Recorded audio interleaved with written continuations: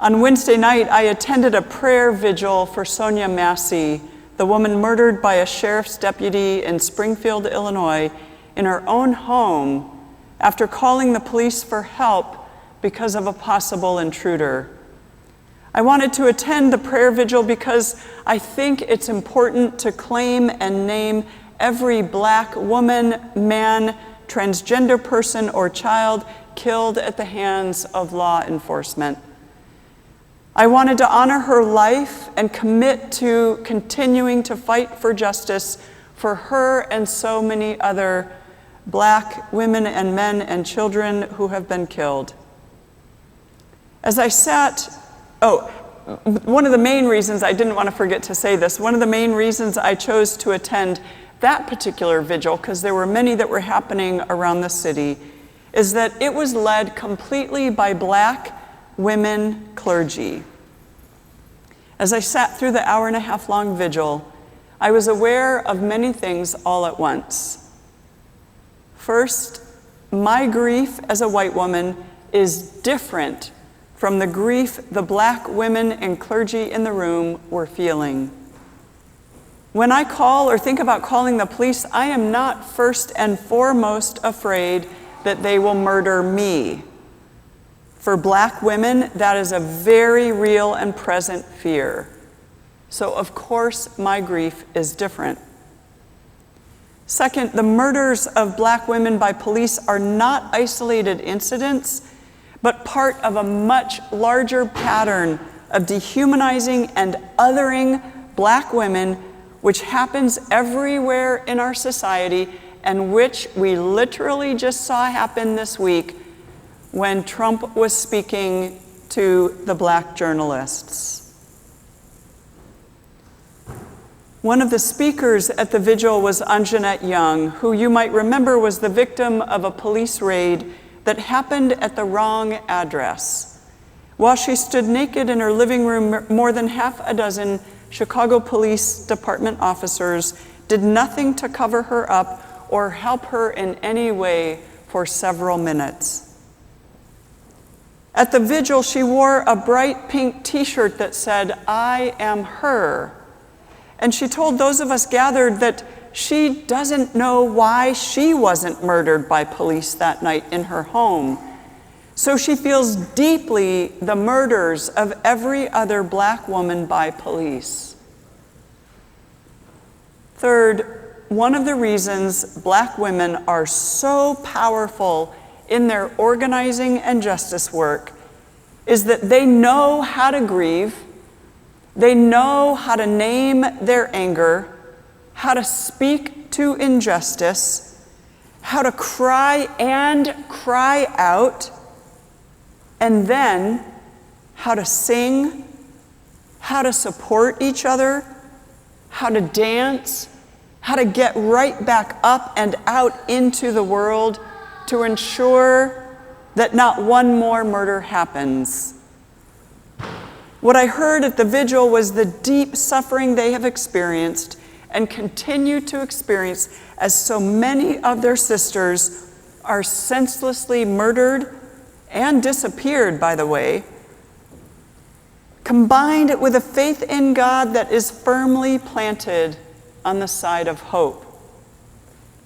When Black women and clergy women get together, there is nothing like it in terms of being sent out to continue the work to bring about God's vision for the beloved community, a vision in which mourning is turned into dancing, and not one person suffers needlessly, and not one is murdered or disappeared at the hands of anyone.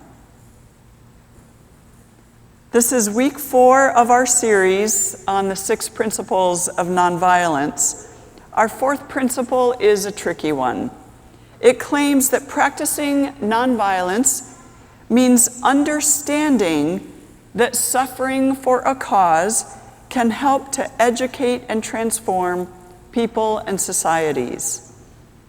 There are some explanations about this principle. The first one is, nonviolence is a willingness to accept suffering without retaliation to accept blows without striking back.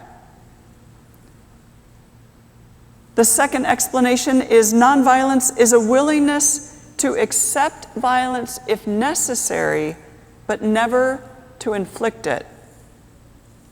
And the third explanation says nonviolence holds that unearned suffering for a cause is redemptive and has tremendous educational and transforming possibilities. That last explanation given about this overall principle is the one that makes it especially tricky because it's difficult to say what is redemptive suffering and what is not. What is educational suffering and what is not. We all know there is so much suffering in the world that serves no purpose whatsoever. The vigil I attended speaks to the senseless suffering caused by people and systems who have lost their humanity and have become evil. One distinction we have to make right up front when it comes to suffering that can educate and transform people and societies and systems is that the kind of suffering we are talking about is a chosen suffering based on a commitment to nonviolent resistance. It's the suffering that comes about when we choose to engage in nonviolent resistance or civil disobedience and understand that in resistance like that, suffering could happen. Making that choice doesn't mean that we know or understand exactly what suffering is coming our way, if any. The suffering that Mrs. Reese Taylor suffered as she was violently assaulted by 6 white men in Alabama is completely different from the suffering Rosa Parks endured when she chose to ignore an order to move from the seat she was sitting in, knowing that she could and most likely would suffer arrest or worse. Our text in the Gospel of Luke, which is a similar version to that in Matthew with some little differences, is one that's often misunderstood as though Jesus is saying we must be passive in the face of violence. If someone's attacking us, we have to just accept it. It was used by white preachers to justify slavery and the beating and raping of slaves. It's still used by pastors and others to tell women with abusive husbands they must stay and simply take it. I mentioned earlier in this series Dr. Walter Wink's books on the powers that be. Dr. Wink makes a strong argument for how Jesus disliked passivity as much as he disliked violence. That's an important one for us to hear. Wink's reading of these teachings is that Jesus is not telling us to submit to evil, but is telling us to refuse to oppose evil on its own terms. We're not to let our enemies force us into becoming like them. Dr. Wink talks about Jesus' third way as evidenced in this Luke text. The third way is both assertive and nonviolent. Jesus telling his followers to turn the other cheek was an instruction that, if carried out, would render the violent one incapable of more violence because of the social customs of the day. Only a backhand with the right hand was allowable, and to turn the other cheek would mean the one hitting couldn't do it again. Wink sums up the teaching to victims by saying, stand up for yourselves, defy your masters, assert your humanity, but don't answer the oppressor in kind. When Jesus said, if someone takes your coat, don't withhold your shirt either, Jesus is also speaking of that third way. If someone took your coat, it usually meant you owed them money, and only the poorest of the poor were taken to court for this. Jesus is telling poor people who have nothing left to use the system against itself. By giving the shirt too, which was their last undergarment, they would stand in court naked. Nakedness was taboo in Judaism, and shame fell more on the person causing the nakedness than the one naked. By stripping, the poor person brought shame on the one who took them to court. This strategy offers the oppressor a chance to see what their actions have caused. Dr. Wink writes, by refusing to be awed by their power, the powerless are emboldened to seize the initiative even where structural change is not immediately possible. This message is for empowering the oppressed. Jesus is not advocating nonviolence merely as a technique for outwitting the enemy, but as a just means of opposing the enemy in a way that upholds and opens the possibility of the enemy becoming just also. Early on in my time here in Chicago, One Northside, which we are a part of as a congregation, organized a huge action against the banks profiting by evicting people from their homes. As part of this action, some clergy were asked if they were willing to be arrested. I was asked, and I said no because I was in the middle of a difficult divorce at the time. One of my friends and colleagues, who is trans, said yes. They said yes to being chained to the door of the Chicago Board of Trade building, and they understood that saying yes meant they could be arrested, and being arrested for a trans person can mean suffering indignities at the least, and physical harm or even death at the most extreme. One Northside made sure there were other clergy getting arrested who would stand up for and be a witness to the treatment of our trans clergy colleague. Even still, imagine the courage it took for my trans colleague to say yes to being arrested. Each person arrested made a choice, and that is very different from suddenly being stopped and thrown in the back of a police car or being picked out of a crowd and arrested for no apparent reason. One results in suffering that can have the potential to be educational or transformational. The other results in shock, trauma, and fear. We also have to be clear that sometimes choosing nonviolent resistance and knowing suffering could happen doesn't help if the suffering is far worse than anything a person had even imagined. And there are stories like those too. In his book, Stride for Freedom, Dr. King writes the story of the Montgomery bus boycott. And if you haven't read it, I strongly recommend it as an important piece of our history, and also there's such good preaching all through it.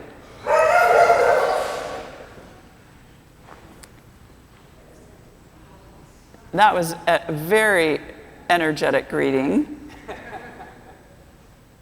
as a new dog walks in. We all might know, or we might not know, that it was Black women who started the bus boycott. And Dr. King was asked to lead the campaign, which was already well organized and full of incredible community leaders through the Montgomery Improvement Association. All 6 principles of nonviolence are evident throughout the book. And in the bus boycott specifically, this fourth principle is put into practice over and over again. December 5th of 1955 was the beginning of the boycott, where black riders in Montgomery refused to get on the buses. The city commissioners, fighting against the boycott and the demands being made so that they could preserve segregation, got police officers to crack down on all of the carpooling that was happening. And they did it by ticketing black drivers, by impounding the cars, by using all kinds of scare tactics in the day and in the night. Dr. King was arrested in mid-January as he drove one of the carpools. And so many black people came to the jail and surrounded it with singing and praying that they released him because they were afraid it could turn into a riot. But the fear tactics increased in frequency and scope. By the end of that month, after receiving several death threats and menacing calls, and many calls that were sexual in nature, Dr. King was getting more and more afraid, and his faith in himself and the movement was wavering. He was worried that he was asking too much of people in the face of the violent threats. One night at home, he received a disturbing phone call that kept him awake, and he described it as one of his lowest points. He wrote, "I hung up, but I couldn't sleep. It seemed that all of my fears had come down on me at once. I had reached the saturation point. I got out of bed and began to walk the floor.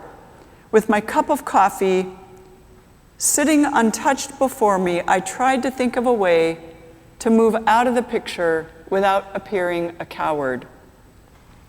In this state of exhaustion, when my courage had all but gone, I decided to take my problem to God. With my head in my hands, I bowed over the kitchen table and prayed aloud.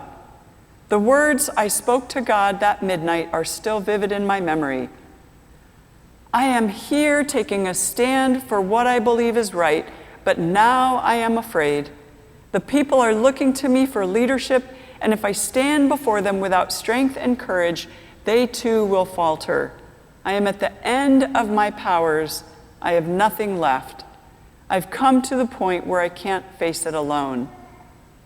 Dr. King continues by saying, "At that moment, I experienced the presence of the divine as I had never experienced before. It seemed as though I could hear the quiet assurance of an inner voice saying, 'Stand up for righteousness, stand up for truth, and God will be at your side forever.' Almost at once, my fears began to go. My uncertainty disappeared. I was ready to face anything." 3 nights later, a bomb was thrown onto his front porch while his wife and child were inside the house, and he was at a meeting. Because of his experience with God a few nights before, when he got the news after hearing the loud explosion, he felt calm and resolved. Once he found out his wife and children were unharmed, he saw surrounding his house a very angry crowd of black people, some of whom were armed, and police officers who were trying to clear the area. His movement of nonviolent resistance was about to become violent. After speaking truth to the mayor and some commissioners about how their public statements led to the violence, Dr. King went out to the porch and addressed those gathered. He told them to stay calm, to take their weapons home, and to remember that retaliatory violence will not solve the problem. He encouraged them toward nonviolence and reminded them of Jesus' words that those who live by the sword die by the sword, and that Jesus' words that we are to love our enemies means meeting hate with love. Dr. King ended by saying, "Remember, if I am stopped, this movement will not stop because God is with the movement. Go home with this glowing faith and this radiant assurance." Later on that night, Dr. King felt the rage of what had been done, and then he realized he just could not become them, even though his rage could have led him to. He thought about all of the ways the white men had been taught that they were superior from birth on. Dr. King was seeking understanding of how his enemies were victims of the same systems and social structures he was. Last week, the Reverend Dr. Janie Spar was here, and we preached about the third principle of nonviolence, which is we defeat injustice and evil, not people. Janie talked about the queer inclusion movement in the Presbyterian Church USA, and she told very specific stories that were prime examples of the third and fourth principles. What Dr. King wrote in his book and the stories that Janie told last week have something in common. Both illustrated the truth of how when one side is committed to nonviolence, it is nearly impossible to not see the evil in the other side or the other way of being. When the bombings took place in Montgomery, some white people finally woke up to the real evil that was occurring. Suffering can lead to education and transformation. Dr. King and those in the boycott movement chose nonviolence and understood they were choosing suffering, though they didn't know to what extent. Janie described the General Assembly of the Presbyterian Church, where there was a group of people outside the assembly hall who hated queer people, and these were church people, remember, shouting horrible things as delegates were entering the assembly hall, while the queer group of people was standing to the other side in silence, holding signs of love and smiling at and greeting all of the delegates who entered. Many Presbyterians were horrified by the public and hateful behavior of their fellow anti-gay Presbyterians. Evil is not subtle, and when contrasted with nonviolence, looks even more evil.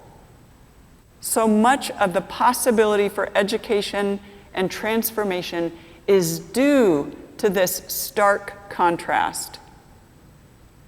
Making a choice to suffer is a very different experience than suffering being forced upon us.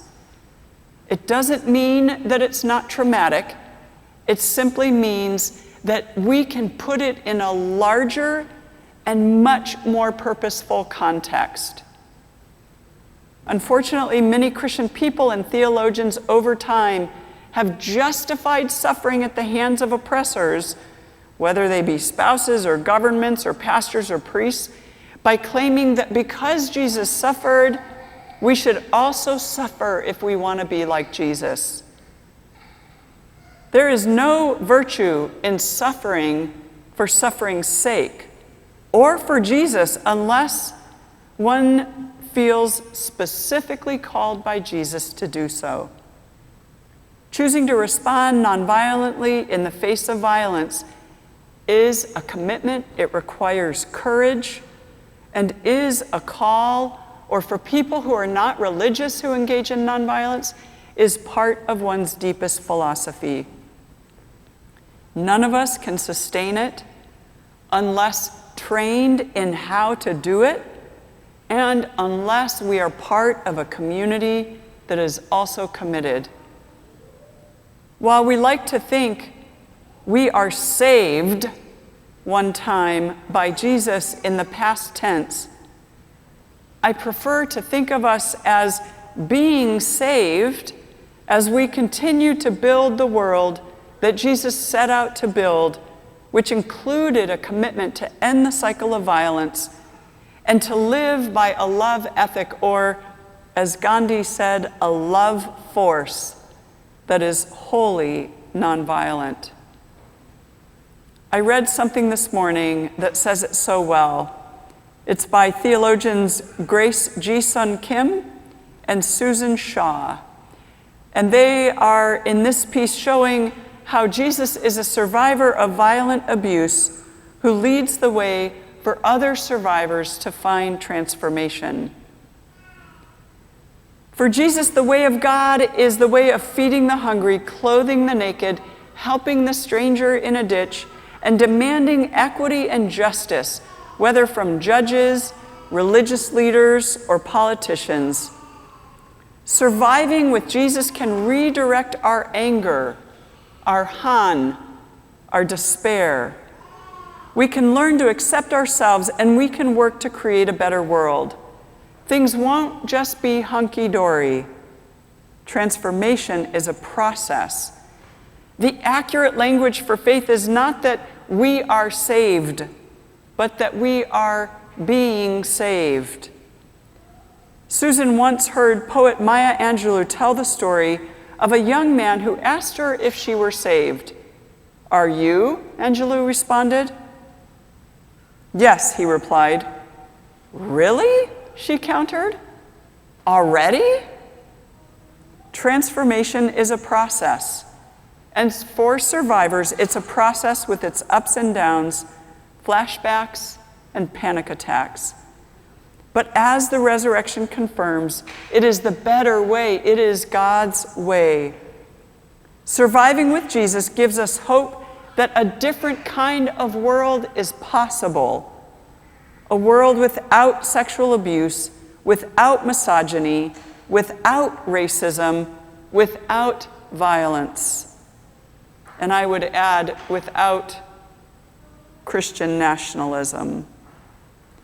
That's a world worth surviving for and working toward with faith, that in each of us, God is truly making all things new. May it be so.